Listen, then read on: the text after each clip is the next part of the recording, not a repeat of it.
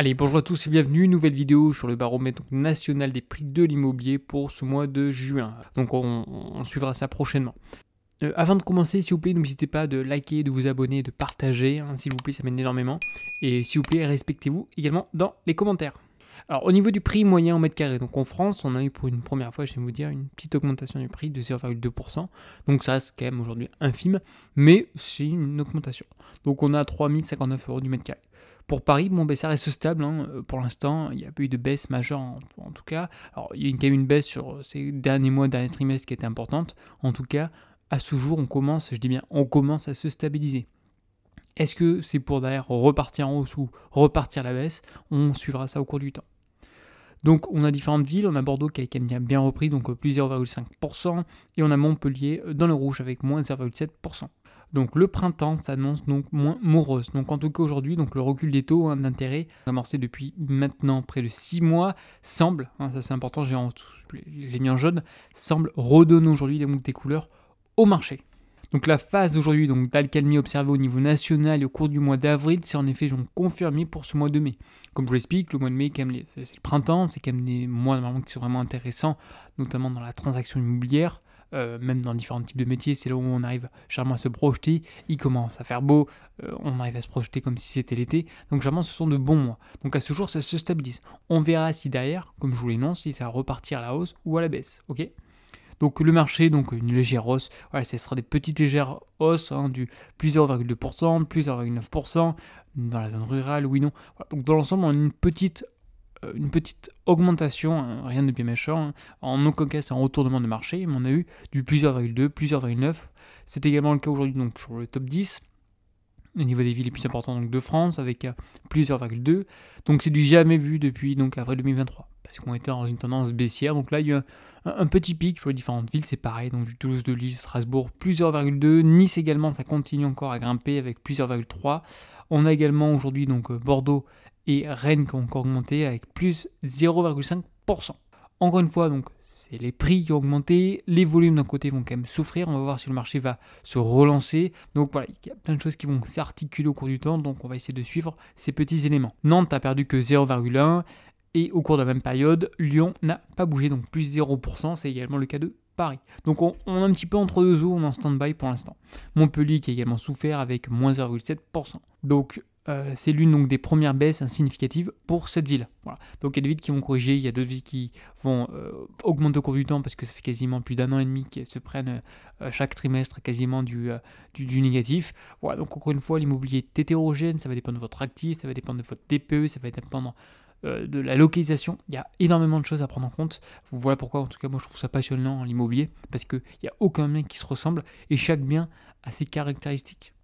Alors, sans parler encore une fois d'inversion de tendance, c'est ce que j'ai essayé de vous le mentionner jusqu'à présent, actuellement on est sur une phase de stabilisation. Ok, on est entre deux eaux, on va voir si ça va sortir par le haut ou sortir par le bas. Et d'autant plus notable aujourd'hui qu'elle touche, on va dire, certaines des communes qui ont été le plus fortement impactées par la baisse des prix, donc depuis janvier 2022. Donc depuis plusieurs trimestres, il y a certaines communes qui étaient en baisse. Et là, ce jour, on est sur une phase de stabilisation. On va prendre par exemple le cas de Bordeaux. Bordeaux qui a chuté quasiment de plus de moins 10% depuis janvier 2022. Encore une fois, il ne faut pas oublier également l'inflation à prendre en compte. C'est un paramètre qui est important. Dont 6% en seulement 12 mois. On rappelle que c'est quand même la capitale girondine, donc bonjour à tous les Bordelais et Bordelaises au passage. Alors Paris sort enfin du rouge, donc pour la première fois depuis 2 ans, Paris connaît un peu de répit. Donc juste à présent, on était quand même plutôt sur une spirale baissière, fortement, un tout petit d'arrondissement également a été touché. Et aujourd'hui, donc à ce jour, en mai, ça ralentit. Comme je mentionne, on est plutôt sur une phase de stabilisation. En aucun cas, il y a un changement de tendance.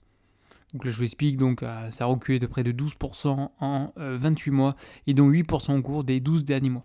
Donc en janvier, à ce jour, on était passé de 10 200 € à quasiment 9 200 € du mètre carré. Donc on est quand même bien passé sous la barre des 10 000 € du mètre carré. En tout cas, tous les segments du marché ne sont pas touchés, ne sont pas logés à la même enseigne. On a évidemment, en fonction des actifs, une correction qui s'opère ou non, et encore une fois, en fonction de la localisation. Ils évoquent là qu'il y a un léger mieux observé depuis le dernier baromètre concernant aujourd'hui les grandes surfaces. Encore une fois, ça c'est plutôt une vision court terme, je vous dis, c'est d'avoir une vision long terme, l'immobilier, c'est du long terme, il y a quand même une synergie, alors qu'elles ont enregistré donc une hausse de plus de 0,7%, et en revanche, les petites surfaces enregistraient donc une baisse de 0,6%, donc du moins 0,6% sur la même période. Bon voilà, il y a des hauts, il y a des bas, ouais, c'est ces petites variantes. Rien de bien méchant, mais voilà, encore une fois pour vous énoncer que votre actif en question est unique et a des paramètres à prendre en compte. Donc l'évolution du marché au niveau de l'Île-de-France semble observer donc des dynamiques similaires en termes de ralentissement dans la baisse des prix. Petit point important également, c'était en fait lorsque Paris a commencé donc à voir ses prix dans le rouge, la petite et la grande couronne ont petit à petit suivi le même mouvement. Donc en fait, si on fait un petit récap, il y a un petit moins d'écart, et en gros c'est Paris qui donne la tendance. Et derrière, normalement, donc il y aura la petite et la grande couronne qui risque de suivre. Il y aura un petit delta, une petite inertie de plusieurs mois. Et donc depuis ce début de printemps, la petite et la grande couronne voient la pression justement baissière qui les touche progressivement et qui va s'alléger. Alors voici l'évolution des prix de l'immobilier donc en Ile-de-France depuis donc la hausse des taux d'intérêt donc en janvier 2022. Donc on a quand même une baisse qui est quand même considérable. Je laisse observer donc la baisse en priorité, donc c'est Paris qui a souffert, après la petite et la grande couronne.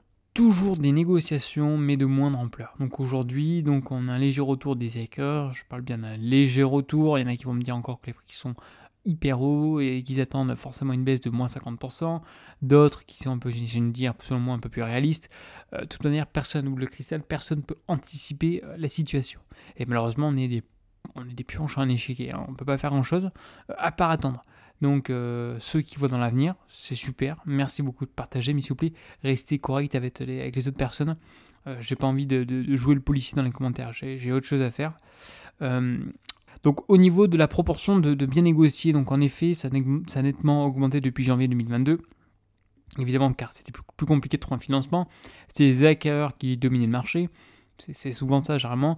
Lorsqu'on a très peu de mandats aujourd'hui, évidemment, sont les vendeurs. Et là, il y a eu un retournement de situation. Donc, c'est les hackers qui dominent encore une fois à ce jour le marché. Donc, le début de la hausse des taux, elle semble également par ailleurs avoir atteint aujourd'hui.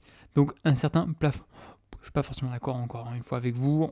C'est compliqué d'anticiper. Est-ce qu'il y aura une baisse que oui, non. Deuxièmement, la négociation, c'est corrélé par rapport à l'actif en question. Donc, chaque négociation est différente, et également en fonction du vendeur également. Est-ce qu'on est pressé? Oui, non.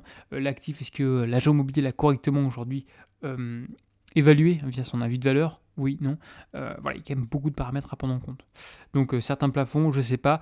Peut-être que ça va commencer vraiment à se stabiliser maintenant après une baisse. Généralement, les cycles sont quand même plus longs dans l'immobilier, donc on reste quand même relativement prudent. Pour autant, c'est toujours quasiment donc 8 biens sur 10 qui font l'objet d'une négociation dans la capitale. Alors, pourquoi? Premièrement, parce que les vendeurs veulent vendre à des prix, comme d'habitude, le plus haut possible. De toute façon, c'est toujours la même chose. On a d'un côté un vendeur qui veut vendre le plus cher, d'un côté un hacker qui veut acheter le moins cher, et on a généralement donc un intermédiaire entre les deux, qui est un agent immobilier, et qui doit tirer les ficelles. Donc, l'agent immobilier doit correctement aujourd'hui évaluer via un avis de valeur le bien en question, et d'un côté, évidemment, l'hacker qui va renégocier. Donc, généralement, pour choper du mandat, parce que là, tout le monde crève la dalle, les intermédiaires, donc que ce soit aujourd'hui donc des agents immobiliers, que ce soit des... tout le monde n'est pas agent immobilier, mais les gens qui ont la carte, on va dire, la carte T, la carte transaction, leur objectif, donc, c'est quand même faire un avis de valeur qui est cohérent, mais généralement, pour récupérer le mandat, on va mettre, allez, monsieur, et on rajoute 5% de plus. Et c'est ce petit pourcentage-là que les hackers vont derrière essayer de grignoter. Et on est donc à 7 sur 10 dans les zones rurales, soit autant que dans les villes au top 10. Bon, voilà. Au niveau des marges de négociation, donc ça c'est un peu plus intéressant. La marge de négociation aujourd'hui donc tend à se stabiliser. On est sur une moyenne, on va dire autour de 5%, début d'année. Je vous dis généralement, c'est ce qu'ils font. On se dit tiens, on va partir du plus haut. Alors les gens qui connaissent rien, on va mettre très cher et puis on va diminuer. C'est une perte de temps, une perte de crédibilité sur le bien en question. Généralement les agents immobiliers, comme il y a quand même comme c'est un petit peu la guéguerre et que là il n'y a pas beaucoup de ventes qui s'opèrent en général, et on va prendre le mandat et puis on va quand même aujourd'hui essayer de gratter pour faire différence face aux autres. Donc généralement ils mettent toujours un petit soupçon supplémentaire du style c'est mes honoraires quoi. Évidemment que les marges de négociation sont autour de 5%, ça peut aller plus loin, on se met d'accord. Essayez d'être subtil, la négociation c'est pas du boom, moi c'est moins 15 ou rien, non. Soyez un peu plus subtil s'il vous plaît, moins échanger, faire des phrases c'est quand même un peu plus intéressant. Et aujourd'hui, donc, on serait à peu près donc, en dessous des 5%, autour de 4,5%. Et dans les 10 plus grandes villes de France, les porteurs de projets obtiennent quant à eux un rabais jusqu'à quasiment 6,5% aujourd'hui, contre 6,3% en décembre 2023. Donc voilà, donc on peut avoir quand même des négociations qui peuvent être importantes. Encore une fois, ça dépend de l'actif, mais également des vendeurs. On a une succession, on a un divorce, bon ben là on peut vraiment avoir des négociations qui sont beaucoup plus importantes. Voilà. Donc voilà, n'hésitez pas à passer par là, je sais qu'il y en a qui ont peur des fois de négocier, qui tentent rien à rien. Après, n'oubliez pas également qu'il y a certains actifs, c'est des actifs d'exception et qui malheureusement arrivent une fois tous les 10 ans. Donc des fois, il ne faut pas non plus être trop gourmand, il faut trouver le juste milieu. Donc au niveau de l'évolution des prix de l'immobilier en France, bon ben voilà, dans l'ensemble on repasse un peu dans le vert, hein, ça fait plaisir, ça faisait longtemps qu'on n'avait pas vu de vert, en tout cas sur cette carte. Ceci étant, bon ben Lyon, Paris, bon on est à 0, hein, Nantes moins 0,1, et Montpellier, comme on l'a dit précédemment, moins 0,7. Le reste, bon ben, c'est des petites augmentations entre 0 et 4%. Voici l'indice des prix, donc IPI, bon ben dans l'ensemble sur le mois, bon ben on reste plutôt dans le positif, il n'y a personne qui était dans le négatif. Depuis janvier, bon ben il y a quand même Paris qui souffre toujours, on a quand même aujourd'hui donc la zone rurale et à France, on est tout juste, on va dire, notamment pour la France, on est tout juste au-dessus de 0. Donc à voir également au cours du temps, du moins pour les prochains mois. L'évolution donc des prix en région parisienne, ça également je vous laisse. Bon, dans l'ensemble, ça n'a pas bougé. On a vu que Paris était à 0%. Donc bon, on a du côté du moins 1, on a du plus 1, on a à peu près d'équilibre. Au niveau des prix donc parisiens par arrondissement, pareil, je vous laisse également faire pause directement. Et au niveau de la méthodologie, encore une fois, ceux qui commentent que les données ne sont pas fiables, écoutez, les loulous, voilà, vous avez justement, tout est ici. De toute façon, je mettrai le document dans la description. Et si vous avez la moindre question, c'est pas compliqué, vous pouvez toujours les contacter. Mais voilà, ça reste aujourd'hui donc la plupart des données que j'essaie de vous transmettre, ça reste des données plutôt fiables, même les notaires, même si je sais qu'on peut être biaisé, encore une fois, et je partage, et vous avez raison d'avoir un esprit critique. Ceci étant, ben voilà, lorsqu'on va avoir des sites comme Se Loger, Meilleur Agent, l'INSEE, les notaires, ça reste entre guillemets des sources fiables, bien sûr avec une petite marge, mais ça reste néanmoins des sources faibles. Après, je suis toujours, on va dire, intéressé si les personnes en question ont d'autres sources qui leur semblent plus pertinentes. Ben écoutez, n'hésitez pas à me les envoyer, c'est avec plaisir. Sur ce, je vous souhaite une agréable journée et je vous dis à une prochaine. Allez, bye bye.